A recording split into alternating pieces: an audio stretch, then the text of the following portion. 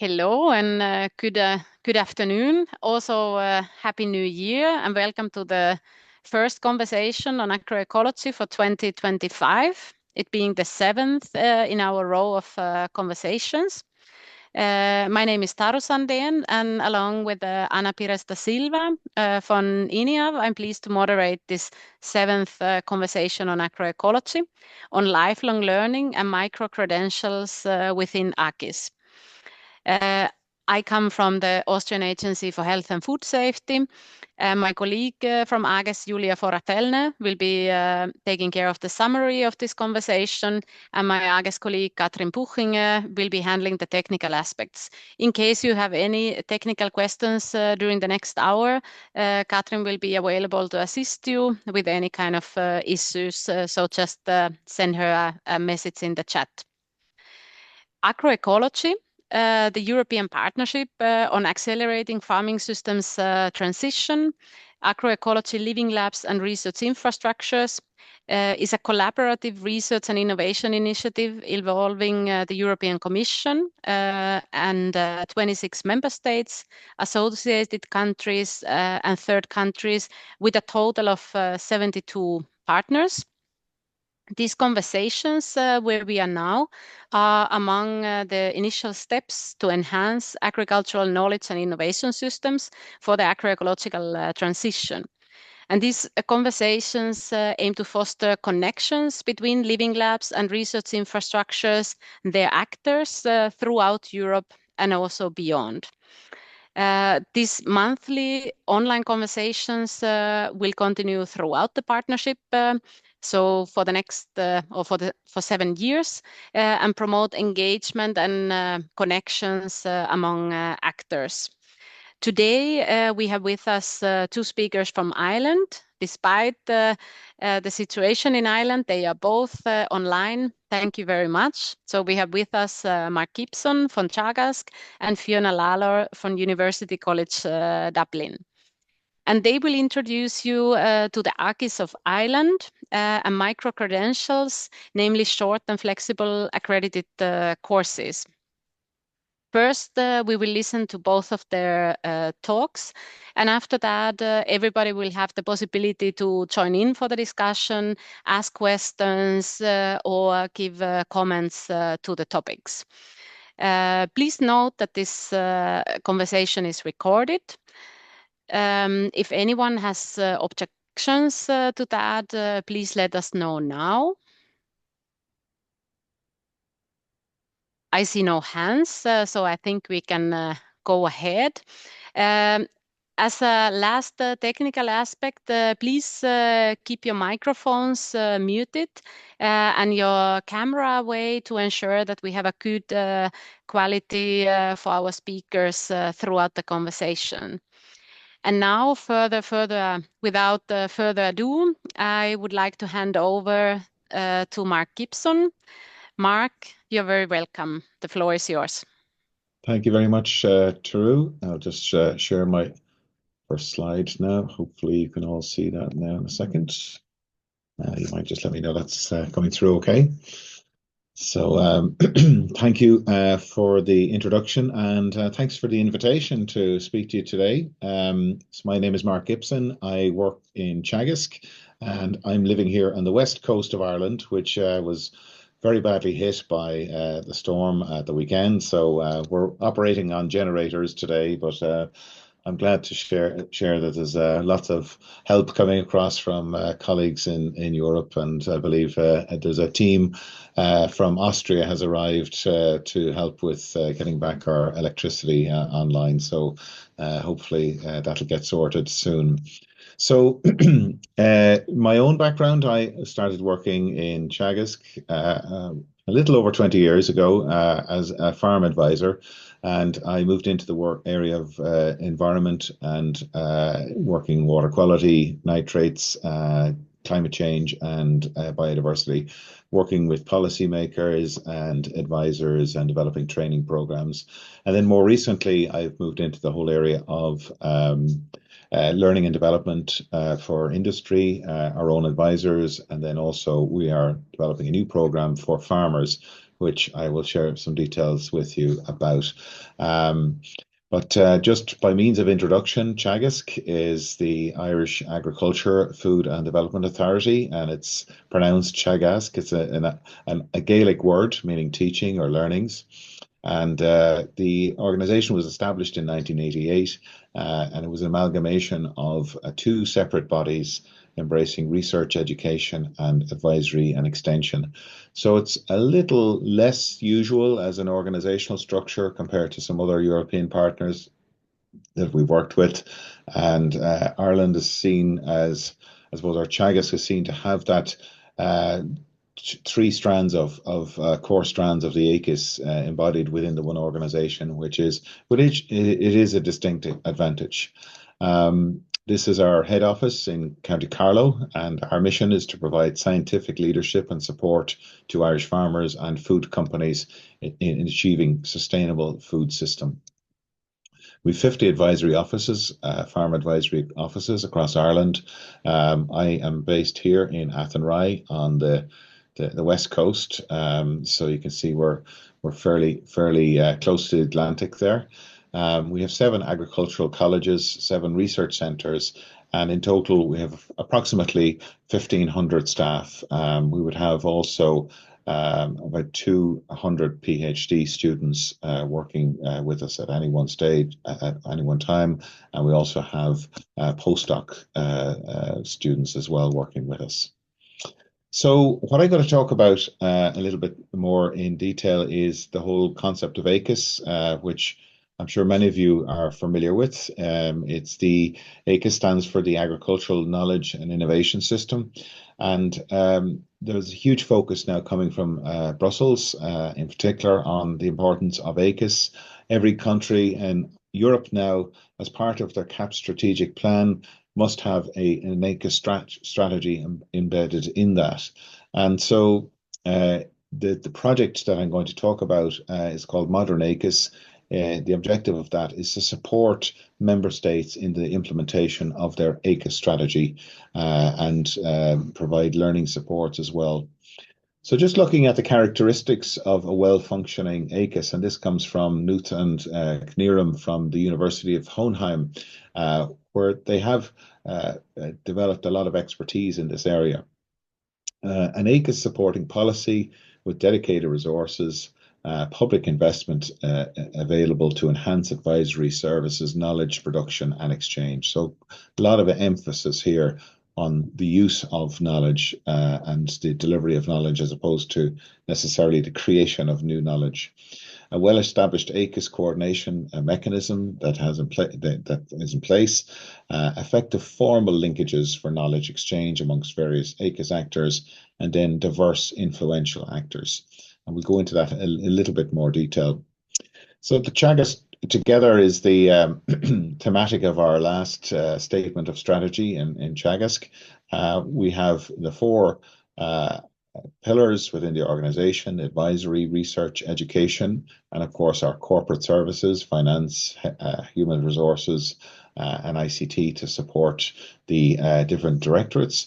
But we have a very unique group of specialists in the middle here who are seen as the connective tissue between the different parts of the organization, and also have very strong linkages outside of Teagasc through to policy and to industry as well. This is a diagram that we developed a number of years ago to some way describe the relationship between Teagasc and the rest of the AKIS. And it's a very useful diagram for us to look at the various connections between different parts of the AKIS, different actors. So we've attempted to identify the main actors involved in the Irish AKIS.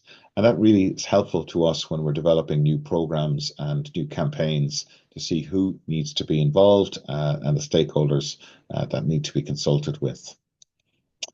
So looking at the modernAKIS project itself, the modernAKIS stands for Modernisation of Agriculture through more efficient and effective agricultural knowledge and innovation systems. It's a €10 million project, and it started in September 2022. So we're into year 3 of the project, or entering into year 3 of the project. There are 31 partners and all 21 or 27 member states are represented in the project. And that was really important that we had all member states involved. So obviously having that number of partners creates its own challenges, but also the opportunity to ensure that every member state is linked in and plugged into the project and can avail of the outputs from the project. So you can see the different partners that are involved here. So Teagasc is one of the work package leaders. We're responsible for work package 3, which focuses on capacity development. So all of you probably recognize, I'm sure some of your own organizations are mentioned here on screen. This is a slide that I borrowed from Inge Van Oost, who's a senior policy officer in the European Commission. And I think it describes well what AKIS is about and who are the main players. And effectively, AKIS is the organization and interaction of people, organizations and institutions who use and produce knowledge and innovations for agriculture and interrelated fields. So it's not just the people, it's the interaction, that connectivity between the different actors within the AKIS. The main players obviously are farmers at the very center, the advisors, researchers, farmer organizations, NGOs, networks, retailers, media, services, and of course the ministries are a very important part of the AKIS. And so the aim is to create a regional and national innovation ecosystem by enhancing knowledge flows between AKIS players, as well as strengthening the links between research and practice. I'm conscious of time, so I'm going to move through these slides fairly promptly. But you can see here, this is just more of a diagrammatic presentation of what was appearing on the previous slide. But just to say, a good AKIS strategy will bring actors together on a structured, regular basis, creating continuous interactions, speed up knowledge exchange, knowledge flows, innovation, and most of all, implementation in practice. So as part of each country's AKIS strategy, they're required to establish an AKIS coordination body. So it's important that each country, I'm sure many of you have heard about that. I see that somebody's microphone is switched on there. Maybe they could be muted. So moving on to the objectives, the main objectives there is to improve the capacity amongst AKIS actors to leverage individual organizational and systemic resources needed for the transformation towards more coherent, effective, and efficient AKIS system. So that's probably the core of it, developing a more coherent, effective, and efficient AKIS system, and to transition to more sustainable management and use of natural resources. So that's obviously the end goal there, and this is the how. So as part of the project, we have developed an online, there's the project website, which is modernAKIS, if you Google that. But as part of the collaboration between the modernAKIS project and another project called Attractis, which is focused on innovation support services, we've developed a website called AKISconnect.eu. And I just want to signpost some of the resources that are available to you on the actual platform. You can see here there's a section which is focused on training materials, and we have developed 4 different modules. There's two parts to module 2 about understanding the concept of AKIS, the need for systems approaches to what are often complex problems within agriculture. I'm reminded of a phrase I've heard recently there that a simple solution to a complex problem is more than likely a wrong solution. So this series of modules focuses on understanding how systems approaches can be used, and also for countries to look at their AKIS and see how strong or how well performing it is. There's lots of other resources available. There's a toolkit. And I'd also like to signpost to you a number of events that are coming up, and we have regular online events occurring through the platform. They're advertised here, and some actually one coming up on living labs, which I noticed that it was mentioned in the introduction there as well. So I leave that. You can go and look at that yourself in your own time, but definitely worth a look to see the resources that are available there.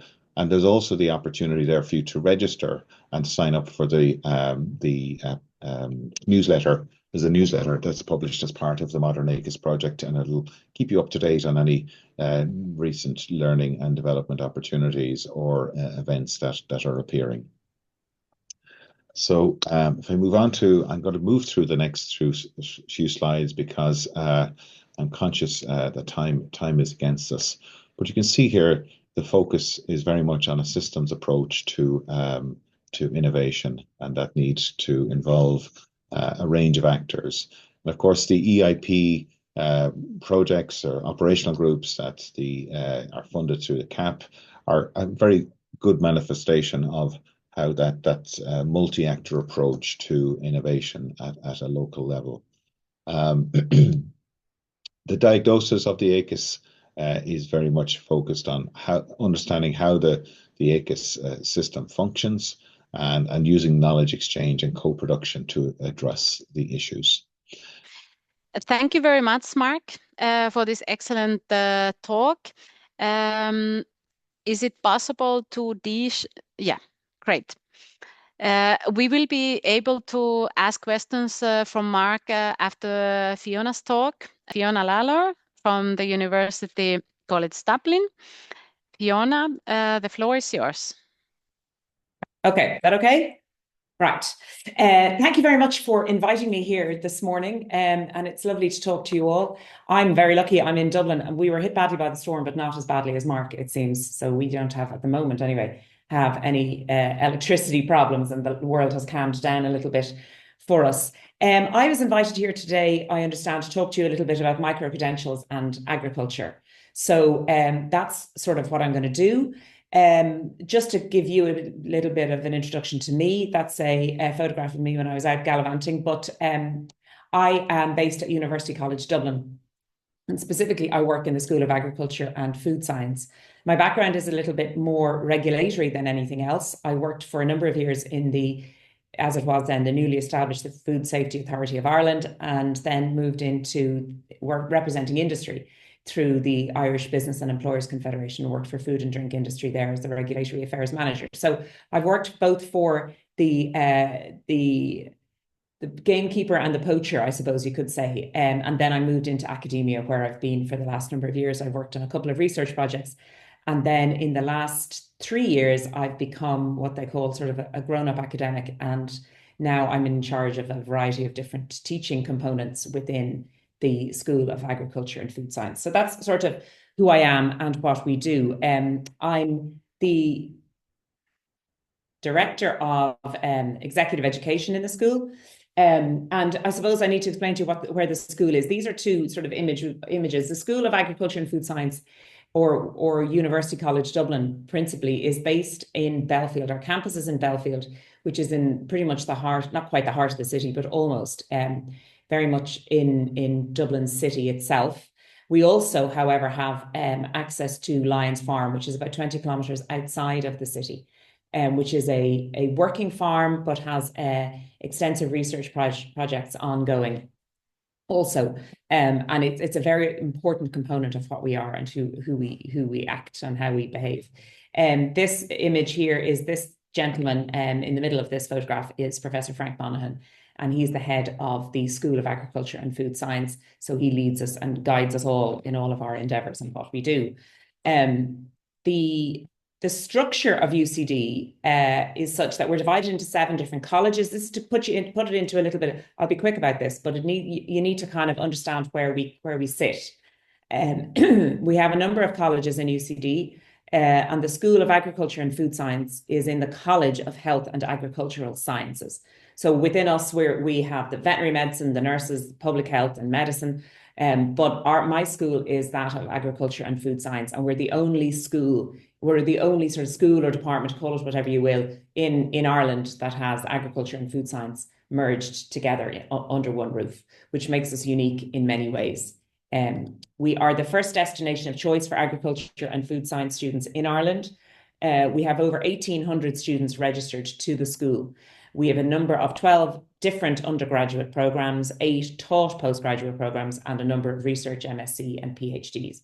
And where this conversation fits is under a combination of continuous professional development and of executive education. And that's where the sort of the micro-credential concept is. For me, I don't like the term micro-credential. I think it's a shocking word that absolutely does not explain anything. It sounds like a medical intervention, if you ask me. So if I had my way, I would rebrand it completely. But that, unfortunately, is beyond my control. So what a micro-credential is, it's, first of all, it's a European project, but it's in Ireland, a 5-year led by the Irish Universities Association. So the IUA are leading this concept of micro-credentials. It's a 12.3 million project, which was scheduled to terminate this year, but I think there's rumblings that we may extend and get further funding.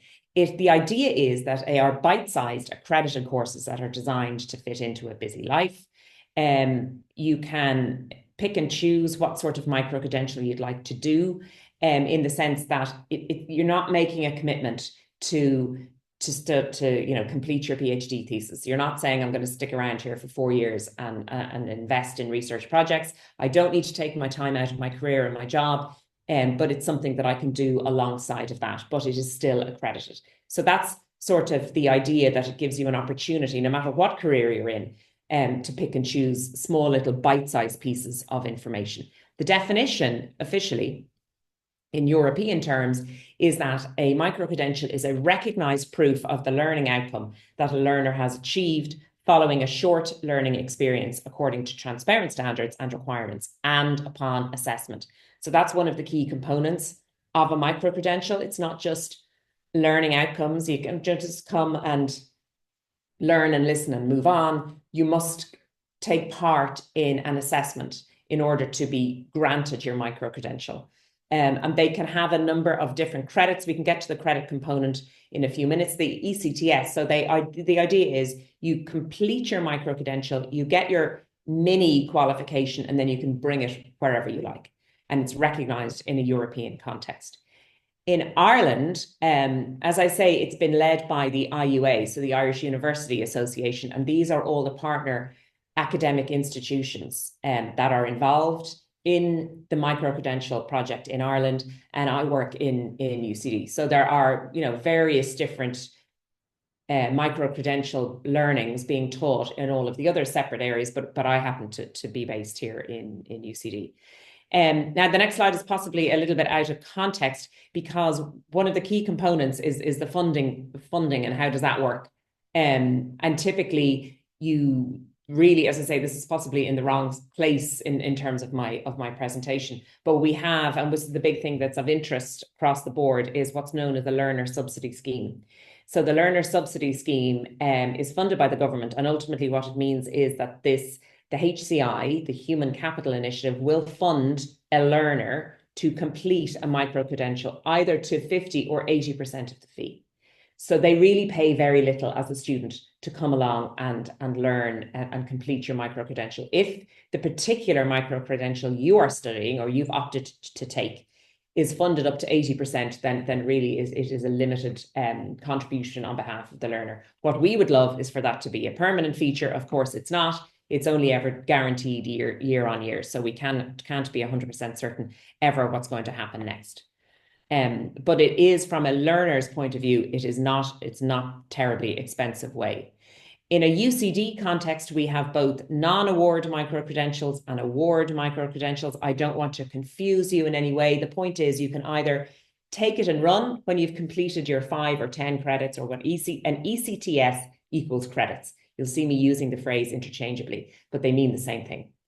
So you can come along and complete your 5 or 10 credit program and then move on. And then in some cases, you might decide that actually what I want to do is tag this on to a bigger program. So I want to get myself a master's degree, and I want to use my micro-credential learning to add that in to a higher award. So in some cases that's possible, and in some cases that is yet to be worked out. But that's really in UCD, without bamboozling you anymore, it's part of a much bigger project.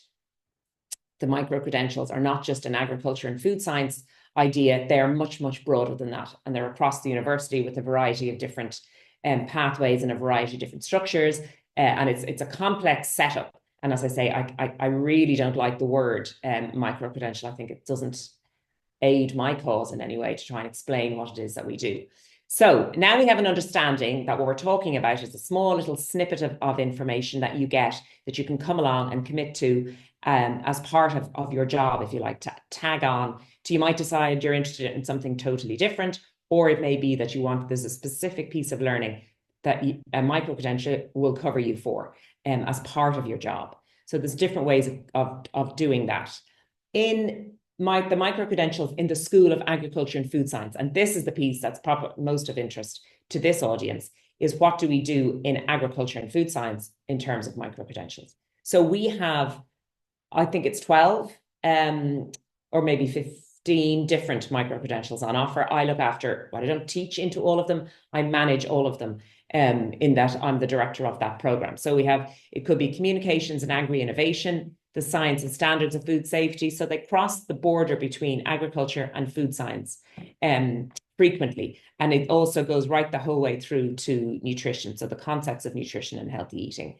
There are samples 3, and then there's also nutrition and the consumer diet, creativity and innovation, and food risk analysis. You'll see at the bottom, these are all level 9. Almost all of our programs, not all, but almost all of them are level 9 programs. So, which would mean that in order to satisfy the requirements, it would mean that you need to have a level 8 degree in order to gain access to these. We do have a few micro-credentials whereby that's not a requirement. Now, either you can come to the table with a degree and say, I have a level 8 degree, so I want access to that. Or you can say, I don't have a level 8 degree, but I have 20 years of working in a particular field. So we either recognize prior learning, or we also recognize experiential learning for people who want access to a specific micro-credential.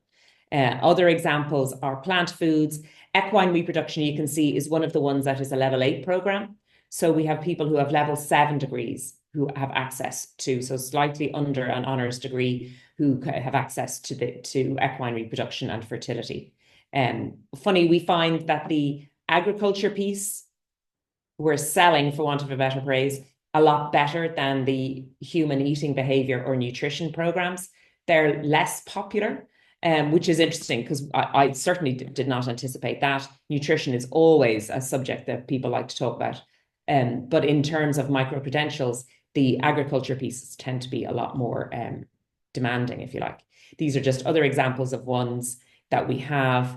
And these are more agriculture-based: livestock infection and immunity and sustainable livestock systems. These are all short programs. And I'm going to focus specifically and give you a little bit more information on our advanced animal nutrition micro-credential. It is a level 9 one with 10 credits. Most of the School of Agriculture programs have either 5 or 10 credits, and this one is a 10 credit module. The fee is 1,250. So that's what the typical student would pay in order to complete that program. It's a 12-week program, so it starts in January and finishes up 12 weeks later. However, it is subsidized to the tune of 80% by the learner subsidy fee, which means that the fee to the student is only €250. And this is our most popular micro-credential, advanced animal nutrition. So I thought I'd pull that one apart a little bit more and talk to you about that one, so that we could get a bit more information on that. As I say, it's a level 9 postgraduate, and applicants need to have a bachelor's degree. It's a 10 credit program, and the fees are 1,280, but they're subsidized. The program is designed to address growth in ruminant and simple stomached animals, and it reviews concepts relevant to animal nutrition. It is, and I had a little look at the makeup of the type of student who comes on this program. Most of them are farmers. The vast majority of the students on this program are farmers, either part-time or full-time. And I can get to that a little bit to tell you a little bit more about that. It is like some of our modules, this is an all academic speak. You don't need to know about that. The point is that some of our micro-credentials run 3 times throughout the year, and some of them are only term specific. This module only runs from January to April or May. So it is only, it's only run in the spring. And this is only, as we speak, is only the second time we've run the program. So as of January, as of last week, we have 38 students registered on that program for this term specifically. They must have an agriculture background, either in farming or in a related industry. That's one of the key eligibility criteria.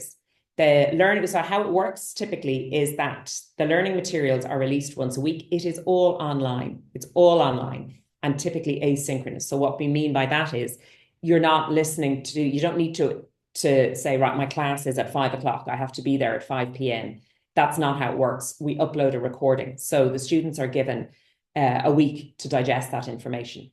And then they have 2 to 3 live sessions throughout the trimester. So the module, the lecturer on that program is a gentleman by the name of Stafford. And Stafford Weigers, who runs this module, he will give 2 to 3 live sessions throughout the trimester. And this is one of those micro-credentials that I mentioned, in that it does give a possible potential pathway to a master's degree. So you can either take this as a standalone, because you're interested in advanced animal nutrition, or you can say, I want to take this and then I want to progress, use it to get myself onto the master's degree in animal science. So you have the opportunity to do either one of those, whichever one. We've had people come on and say, I just want to learn. I'm not actually even interested in getting the micro-credential. I just want to take the learnings, and I'm not even going to do the assessment, which obviously isn't ideal from our point of view, nor from theirs. It's a bit of a short-sighted view. But for some people, it's just the learning they're interested in. They don't necessarily want a higher degree, a higher qualification.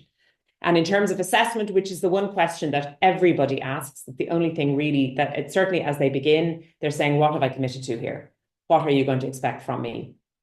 Stafford has set his assessment strategy at a project that's worth 60% of the overall grade, and then of which that breaks down into peer learning activities, and the presentation has to be uploaded to Brightspace. So they all form part of that 60%. And then there's a 40% component, which is multi-choice questions that are also online. Brightspace is in UCD, it's our virtual learning environment. So it's where you go, it's like a home for all of your learning material, and you get a UCD password, and that's how you access all of that information. So you really are a registered student. If you're choosing to do a micro-credential, you're a registered student in UCD. So as I say, I had a quick look yesterday as to where these students are coming from. The Higher Education Authority, which is the HCI, or not the HCI, the Higher Education Authority is coordinating all the funding. And they are in the process of conducting a national survey to look at all the students across the board of all the micro-credentials to see where they're coming from. So I had a quick look at ours only, and not just ours only, at Stafford's module. So to see who's taking advanced animal nutrition, of all of these students that are coming, where are they coming from? And of that, he was running a survey anyway. Approximately 70% of them are farmers. They're either full-time farmers or part-time farmers. And approximately 20% of them are farm advisors. Either they work for Mark's organization, for Teagasc, or for other separate advisory services. And then there are others who work in technical services for the agriculture sector, the agriculture industry. So I thought that would give you an idea of how it could feed into your AKIS program, and the schemes that operate in terms of farms and farm advisories and a knowledge transfer. This could fit quite nicely into how that all operates and how you do that. So that's really what I wanted to talk to you today. The whole idea of micro-credentials, there are hundreds of them across hundreds, but there are a number of them across the country. And they're new, they're still evolving, but they can be snippets of all kinds. There are programs in medicine, there are programs in geography, there are programs in engineering, all kinds of different fields. So it's kind of an exciting way to bring people back into education and give them an opportunity, those who either might have missed an opportunity altogether, or those who want to return and say, there's still more I want to learn. However, we have had extensive challenges, should I say, in terms of getting university administration. While the university has bought into it, it is not that straightforward to enable the success of the project. Universities probably across Europe are set up beautifully to deal with undergraduate students and to deal with postgraduate students. And they have systems very clearly in place to do that. It is very challenging to challenge that. and say, you know, this student is not going to commit to being here for the next 4 years. They're going to be here for 12 weeks. So how do we register them and how do we administer all of that? And that is very difficult. In addition, we have found you have to get buy-in from the teaching staff, because for them, it's a whole new, we're trying to introduce a new concept of how to teach people. And it's something new for them. As ever, you bring something new, you have to kind of bring people along with you. So that's proving to be, it's successful, but it's not always easy, and you need to not disregard that. And then finally, it's an ideal way for those, particularly given the online and the asynchronous way in which it's taught. It's ideal for those working in farming or indeed in any industry, because they make up their own time. It enables them to upskill and to develop their learning in specific areas that may be of particular interest to them in the field of agriculture. So I hope that covers what you had hoped that it would, and that I've answered. I'm obviously available for questions should you have any more. So thank you for your time. Thank you very much, Fiona. Thank you very much.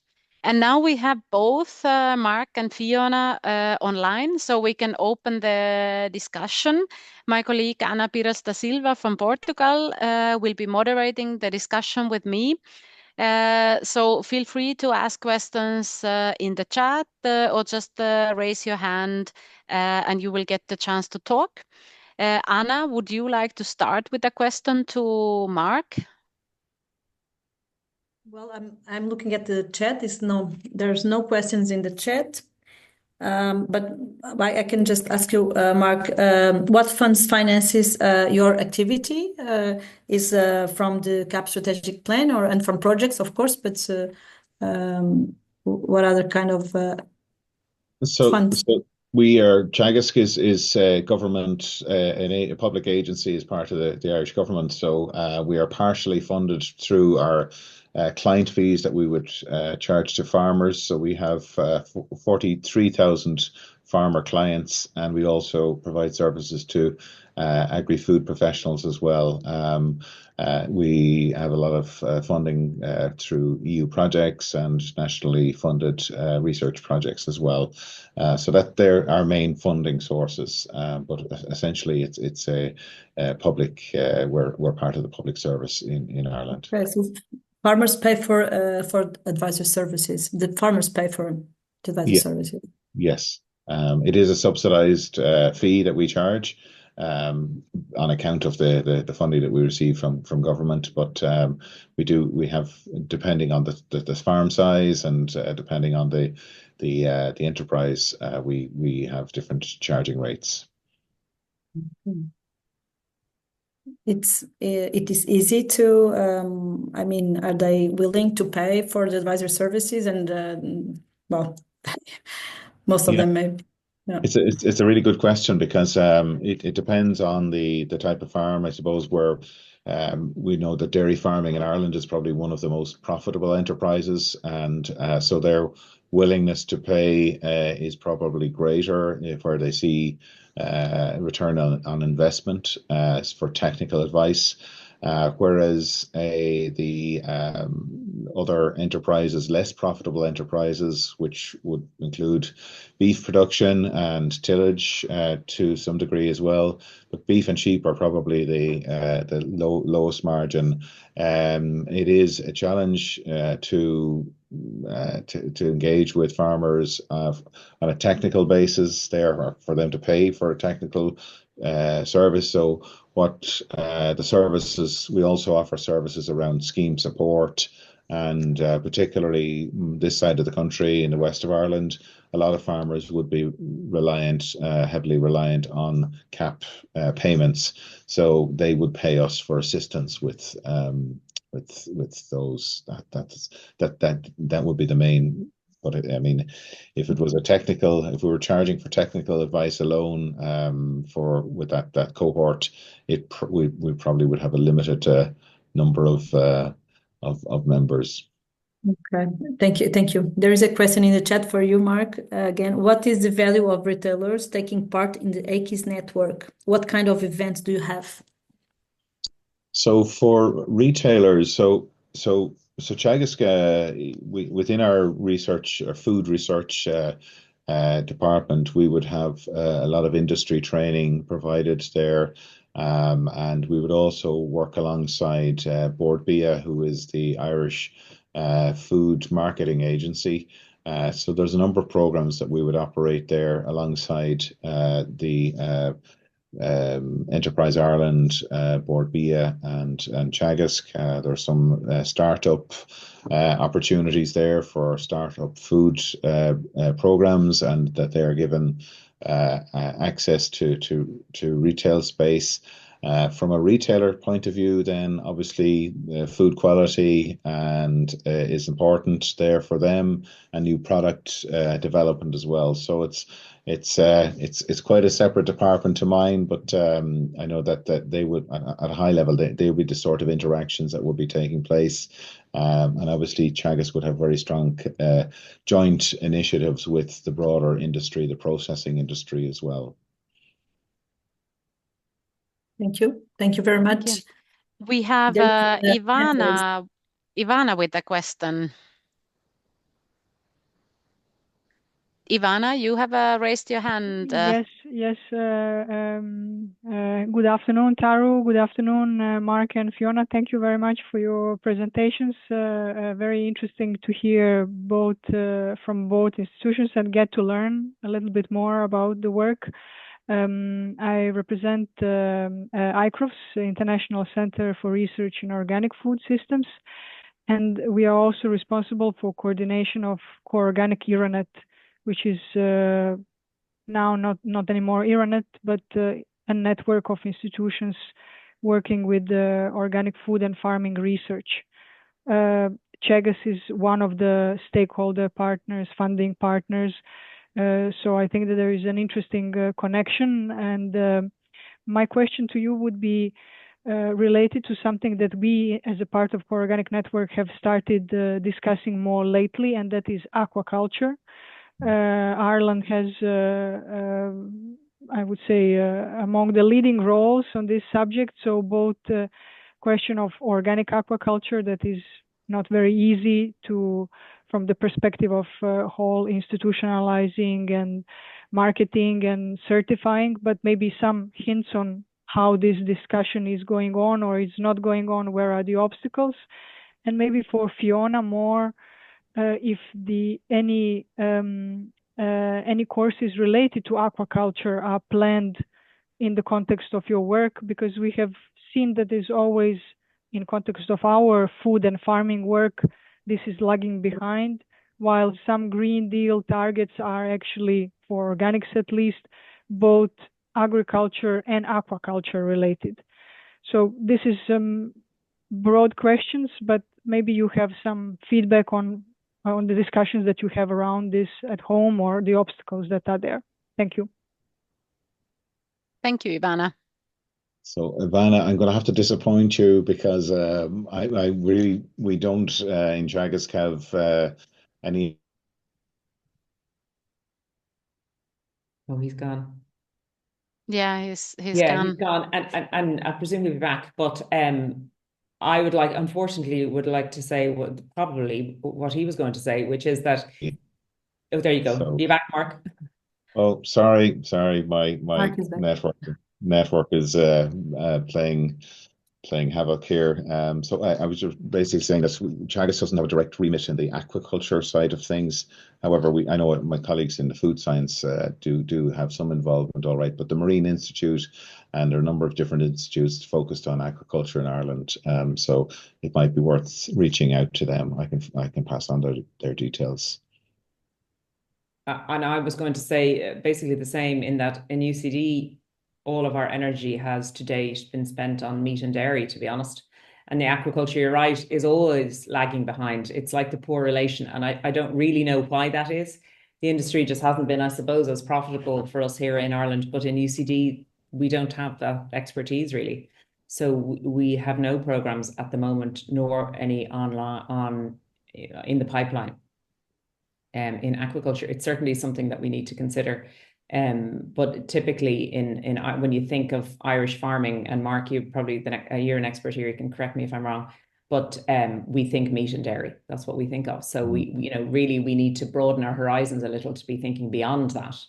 But unfortunately, at the moment, that would be pretty much where it lies. So sorry to disappoint, but that's No, I think that's actually quite a picture that I think we see in all our funding partners. We have 28 European partners, so that's not very new. We are really struggling how to put aquaculture along farming on the table of discussion, because sometimes, as Mark was saying, maybe the institutions are different, the competent authorities are different, while the targets are sometimes placed together.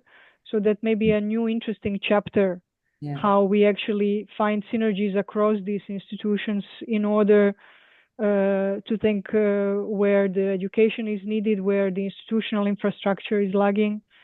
In case there would be any steps on education in this context, we'll be really happy to hear, Fiona, maybe through this forum back in Agroecology partnership, that there are maybe courses on this, and we would gladly promote it among our membership. So maybe we're just opening new chapters. So yes, perhaps it's never late to do this. And again, very much thank you for sharing the learnings that you have. Thank you very much. Yeah, thank you for the question, Ivana. And it's always good to find new horizons as well. So very good to have this kind of questions. Anna, are there some more questions at your end? I see no more questions in the chat at the moment. No more questions in the chat. Did you still have a question you wanted to ask from Fiona? Oops. Fiona, are these courses like after work courses, or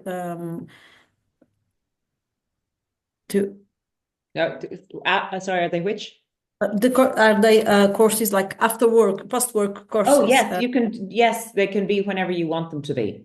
So the learnings are uploaded onto our learning platform, and they drop, as it were, to use the right terminology, once a week, and then typically you'd have a week to digest them. So whether you do that at 10 o'clock at night or 8 o'clock in the morning or in the middle of the day is entirely up to you. So they're built in to be hugely flexible. That's the idea. Okay, because you said they're recorded, of course, and then students can just listen whenever they have time. When it suits them. Yeah, exactly. They just have to, they have two in person. There are typically two or three in person, live, online, but in person, not in person, live program tutorials, you might call them. And in UCD, we can't grade people on attendance, unfortunately. So we can't insist and make attendance at those kinds of things mandatory. That's not possible. But I would always, you always say to all students, it's worth your while to come to the live and online classes, but you can't make them compulsory. Thank you. Thank you very much. Thank you very much. I think then we have taken all the questions that we have for today. It has been a very interesting dive into the IRIS, AKIS, and micro-credentials. Again, thank you very much, Mark and Fiona, for taking the time to give your talks. Also, given the current situation in Ireland, I hope that everything will be back to normal soon. Thank you for joining us. This was the first conversation for 2025, and there will be 9 more this year. The next one will be organized at the end of February, on the 26th of February, and then we will be focusing on policy for agroecology. So we hope to see you there again. And thank you everybody for joining. It's good to see there's been about 50 people online. Thank you for your participation, and welcome back in 1 month time. Thank you so much. Thank you. Thank you.